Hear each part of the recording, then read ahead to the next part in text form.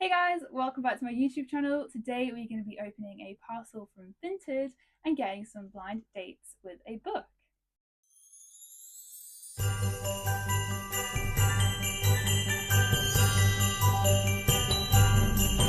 So this is the package that I got. I did choose 3 YA books, and the reason that I've done this is partly for this video and I wanted to read like a blind date with a book. It's pretty exciting, but also because I found out when asking the seller questions that they're actually using their Vinted to save up money for their IVF journey. So we will put the username for their Vinted on the screen right now. And if you are interested in books, and they don't just have YA, they've got loads, please do check it out because they're super cheap, super affordable, and they're genuinely so lovely.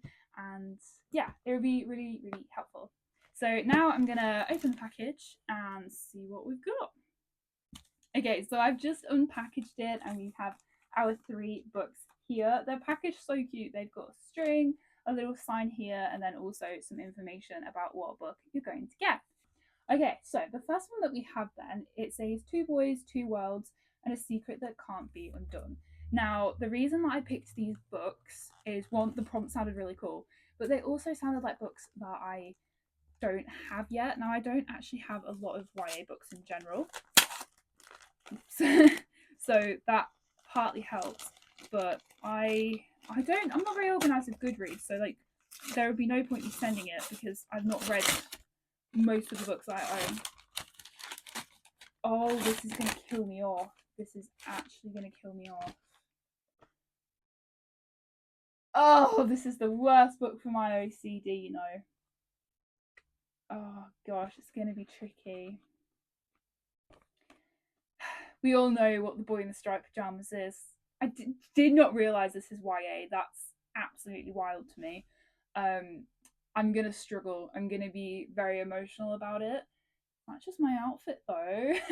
So I'm nervous about this. I think I'll enjoy it because I did enjoy the film. I'm just a very emotional person and I get triggered by a lot, to be honest, but especially like I have a lot of compulsions around topics like this. So it's definitely going to be a test.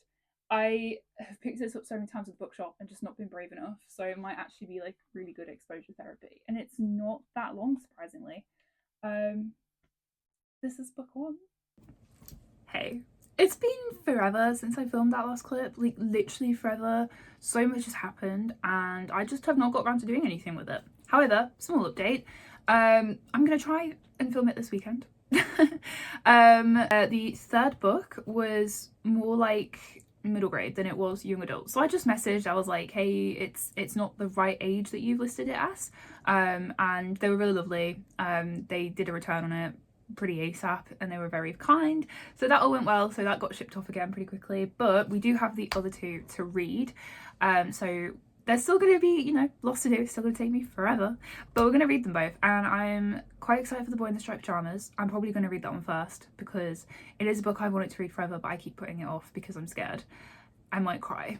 I guess we'll find out. But I'm going to read that one first. As I'm filming this, it is the 15th of November on a Saturday. And yeah, I mean, hopefully I can read that one today and then read the other one tomorrow, and then that would be good. However, it's me. I'm a quick reader. I just don't read a lot anymore. I don't have the time. So I'm hoping that I can get a good chunk of it done this weekend. But yeah, so that's the plan. And yeah, I'm sorry if I'm like repeating myself from what I said in the last clip. It's fully been like over a month, so sorry. Anyways, let's get started with the first book.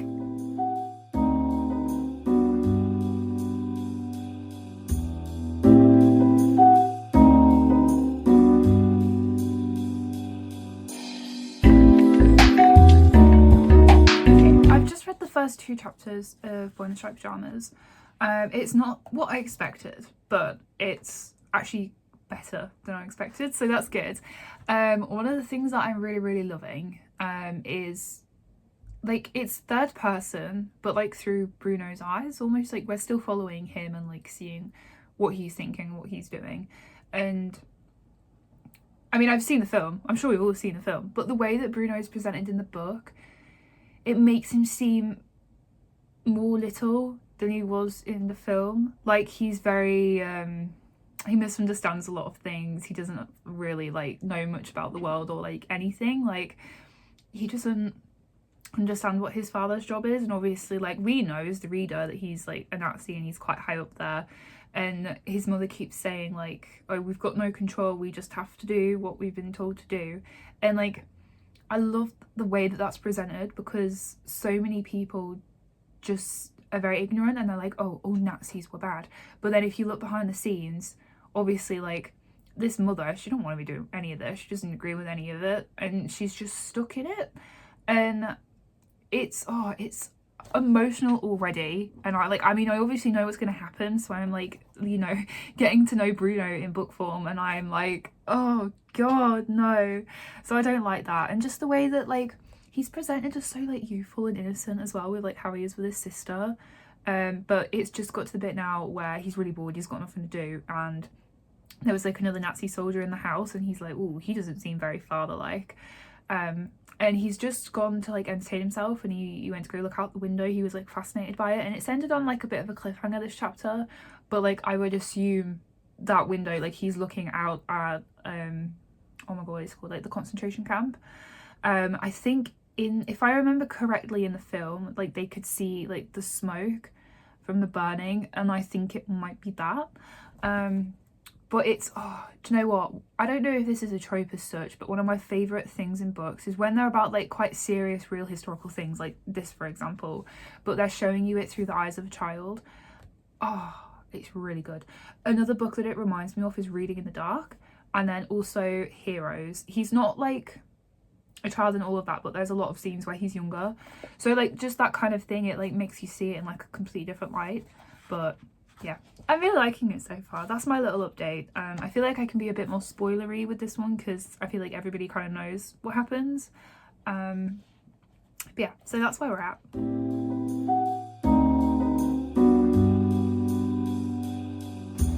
Oh gosh, okay. I'm on page 111. He's just met, oh my god, what's his name? I'm terrible with names, no matter who it is. Shmuel, there we go, Shmuel, the little boy, and they're just like, he was saying when his birthday was, and then Bruno was like, oh, my birthday's then too, and I was like, stop the parallels. And then Bruno's like, oh, it's so unfair that I'm on this side of the fence, I'm just by myself all day, but you've got loads of friends over there and you can play all day. And I'm like, Bruno, mate, you don't understand, like, that's not what's going on, for one. And then there was a bit where he says, I'm from Poland, and then Bruno goes, why do you speak German? And then Shmuel says, because you said hello in German, so I replied in German. And then he's like, do you speak Polish? And Bruno's like, no. And like, oh my god, it's just so meaningful, because like they were giving up everything and like doing so much, and they just weren't appreciated. Oh, this book is, oh. And then it also says that his mum speaks lots of languages, like Shmuel's mum, and that one day she's going to teach him English. And like at this point, I mean, he's in the concentration camp with his dad, I think it is. His mum's probably already been killed and he doesn't know it, because like I know a lot about World War II, and like, you know, usually when they get to certain camps, they're just sent off to be killed straight away. So he probably doesn't realise that, but then also he's not going to live to learn English, so that hurt. I also don't know if I'm picking this up properly, but Bruno keeps calling the place that they live out-with, and I don't know if it's because he's quite young and maybe he means Auschwitz. I'm not certain, I'll probably have to Google that, but if he does, that's really clever, because I'm like at the halfway point and I'm already getting really emotional. I've not like full on cried yet, but I'm feeling it in my heart, like it's making me feel sick. And I know it's going to get so much worse now that he's like discovered the camp properly.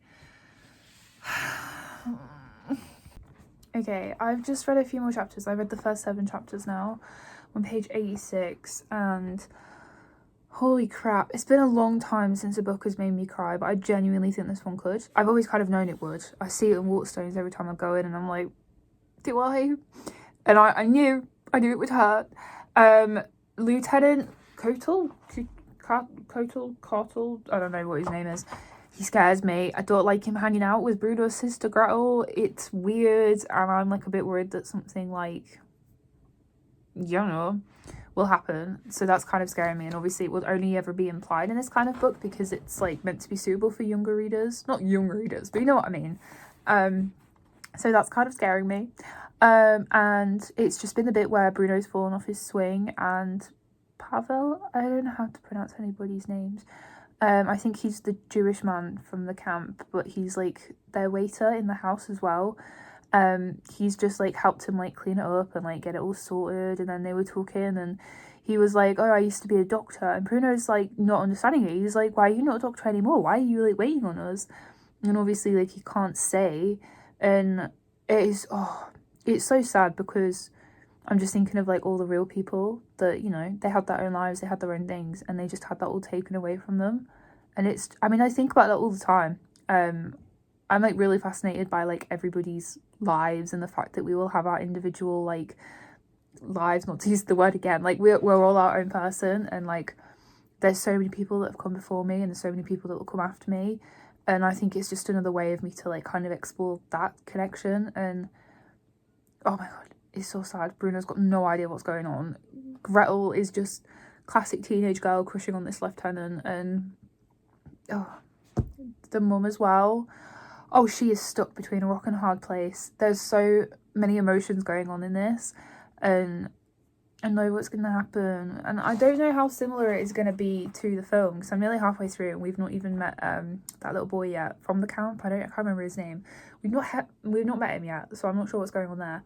But I know what's going to happen, and I think it's like so much worse to like read it knowing that you know how it's going to end, because Bruno's such a sweetheart. He's such a little like innocent child, and I think they're presenting it. I don't know who wrote this. John Boyne. He's doing a very good job at like giving everybody their own experience of what's going on, like all the different characters. And he writes in such a way that is really quite enticing. Yeah, it's a really good book. I'm just a bit nervous about the emotions, and wish me luck.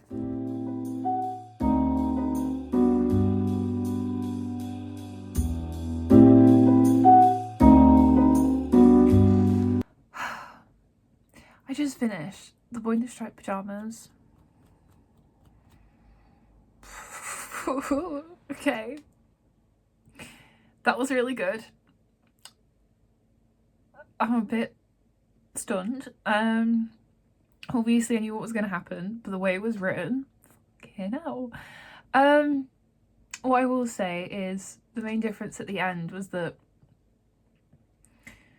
you know, like in the film, like the mum like finds out what happens and she's like bawling her eyes out on her knees. In this one it's the dad, and I think it like makes it more powerful because like he was not very like paternal, and he was, you know, a Nazi soldier. He was very much into the work, and then I think like that was his realization moment. I think it had a bigger impact.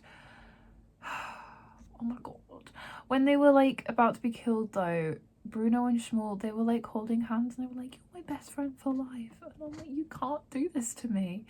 And the only reason that Bruno had gone in there was because Shmuel's dad had gone missing, and I'm assuming it's because like he'd also been like killed in like the showers, and he just didn't know. And I'm like, I'm on the one hand I'm glad he wasn't alone and that he had like a best friend and like some happiness and all of that, but oh fuck. And then the final lines, let me just read it. That's the end of the story about Bruno and his family. Of course, all this happened a long time ago, and nothing like that could ever happen again. Not in this day and age. I know what you're doing, and oh my gosh. Do you know what I mean? Do you know what I mean? I actually don't know how I'm going to recover from that book. That was really, really freaking good. Okay. Anyways, I'm giving that one 5 stars because that made me feel things. It was written so well. The way everything was presented was done in a really clever way. And yeah. I don't know how I'm going to read another book now. Okay, so now we have another young adult book, obviously. When questions can't be asked, the answers change everything. I can't think what it is. And like, I mean, I definitely would not have guessed The Boy in the Striped Pajamas for the other book because I genuinely thought it was going to be like a gay love story or something when it said about two boys. It's very wrong. Okay. I don't recognise the cover. The 10 p.m. question. I have never ever heard of this ever in my life, and I don't know if you guys will have either. Okay, Frankie Parsons is 12 going on 80, an apparently sensible boy growing up in New Zealand. He has a drumbeat of worrying questions steadily gaining volume in his head. Are the smoke alarm batteries flat? Does the cat and therefore the rest of the family have worms? Will bird flu strike and ruin life as we know it? Is this book about me? Because I'm diagnosed with OCD and this is feeling very much like OCD right now. That would be really weird, wouldn't it? Most of the people in Frankie's life seem gloriously untroubled by worry. Only Ma takes his catalogue of persistent anxiety seriously, listening patiently to the questions he brings her at 10 p.m. each night. But when a new girl arrives at school with relentless, unavoidable questions of her own, Frankie's carefully controlled world begins to unravel. Will he be able to face up to the unpalatable ultimate 10 p.m. question? I'm so curious. Okay, there is a slight hole in the front page, but that's okay. It's not part of the actual book. It is a little bit longer, and the font is quite small, which I don't love that. The font in The Boy in the Striped Pajamas was quite nice. I really struggle with small fonts. I'm definitely curious by this. I've never heard of it before, but I'm curious. Okay, that's book number 2. Okay, so I'm gonna be starting the next book now. It's the next day. So I finished Boy in Striped Pajamas last night. It's now nearly 6 p.m. on the Sunday, but I've just been doing bits and bobs for work and Etsy and things like that. But I am gonna start the next one today. So it's called The 10 p.m. Question, and it's by Kate D. Goldie. I don't know if I've pronounced her last name right. But yeah, I don't really know much about this book because I've never read it before or heard about it before getting it, so I don't know if it's fully about this, but when I first read the blurb when I got it, I was like, is he OCD? Because I'm diagnosed OCD, and like some of the things that's going on in the blurb, I was like, oh, that's relatable. So I don't know if he is, or if it's like some other neurodivergent thing, or if they're even going to mention it, but that's kind of like how I'm going in with that mindset. I don't know how I'm going to feel about it yet. I've not read the first page or anything like that. I kind of knew I'd probably enjoy The Boy in Striped Pajamas, which is why I started with it, but I am a little bit nervous to try this one. It wouldn't have been something that I would have necessarily like picked up. So I think, I mean, that's like the pros of blind dates with a book, isn't it? But I guess we're going to read it. I don't know if I'll read the whole thing today because I am starting quite late, and it has like 250-ish pages, and the font is a bit smaller than it was in The Boy in the Striped Pajamas, so it's definitely going to take a lot longer, but I'm going to try and get through it tonight and tomorrow. Hopefully it won't need longer than that, and yeah, I will let you know my thoughts. Okay, it is Tuesday morning, kind of. It's 11:24. I've been reading the 10 p.m. question book. I'm on page 91, so I've done about 60-ish pages just then, but this guy, Frankie, the main character, he is so relatable. There's no way it's not OCD, because I'm diagnosed with OCD and everything I'm reading, it's just like same. But he's like really concerned right now that he's got hepatitis, and he's like caught off these people that do have it. And the mum's trying to distract him, and she goes, are you reading anything good at the moment? And he says, articles on hepatitis. And I'm like, oh, bro, that is me. I literally, like, all the time I convince myself I've got some sort of health issue, and I'm just sat there Googling it. And of course, I have health issues anyway. I've got chronic illnesses, so a lot of the time I have the symptoms. But it's not the symptoms of that. It's just because I have general symptoms from my other stuff. And it's just like, oh. But I will say, this is kind of giving, I don't know if it is, but it's kind of giving like literary fiction style. Like, it feels like something that I would have been made to read in uni for English literature. And I don't love that genre. So I don't really like the style of writing, but Frankie's character is very relatable. So I'm appreciating the characterization of him. I don't really like anybody else. It's a bit confusing. There's a lot of people. And yeah, so I'm not really sure I'm going to rate it. I mean, I've got all of that bit left, I got time to figure that out. But that's kind of my thoughts at the moment for like the first third-ish of the book. That's where I'm at. I'm gonna hopefully finish it today, but I feel like latest tomorrow because I don't have a lot of work on Wednesdays, so we shall see. But I've also got the thing of I'm trying to read 100 books on my Goodreads goal again. I do it every year, and I'm on, I think, 75 books. I have it open. Yeah, 75 books. I'm 12 books behind schedule, so I kind of hope that I can finish it today because I need to get going. I think it's like I need to read like a book every 2 days. Ooh, that's gonna be hard. But maybe I don't even know. I don't even know.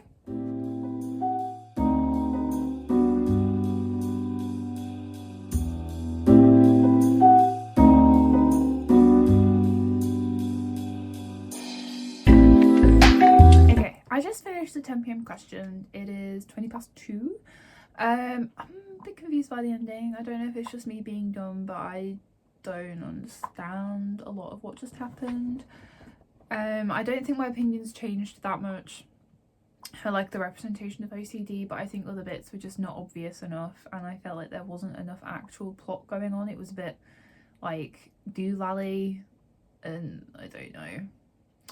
I think I'm probably gonna give it like 3 stars, I think, because it's alright. Maybe I'm just not the right reader for it, but it's nothing like special, if that makes sense. I did read most of it today, so I guess it's got that going for it in that I was able to read a lot, but yeah, it's not something that I would want to read again. It's not something where I was like, oh wow, that's amazing. It was just kind of like, yeah, okay, cool, on to the next. It was like that kind of book. But still, the OCD representation, that's what's kind of like holding it up, and even then there's no confirmation that's what it is just how I'm reading it. But yeah, so I have finished both of the books now for the blind date with a book from Vinted. Yeah, anyways, I'm gonna finish there because this video feels long. I feel like I've recorded a lot of clips for it and don't want to bore anybody. But yeah, I hope you enjoyed it, and if you did, then please like, comment, subscribe. All the engagement really helps, because I see a lot of people like watching it and things like that, but nobody likes, and it's like because it takes a second. So if you can, that'd be absolutely amazing. And yeah, in terms of my upload schedule, Mondays and Wednesdays are gaming, and Fridays are bookish content because they take a lot longer to film, and I also have someone edit them for me, so they take a bit longer. So we do one a week at the moment. But yeah, I hope you enjoyed it and have a great day. Bye!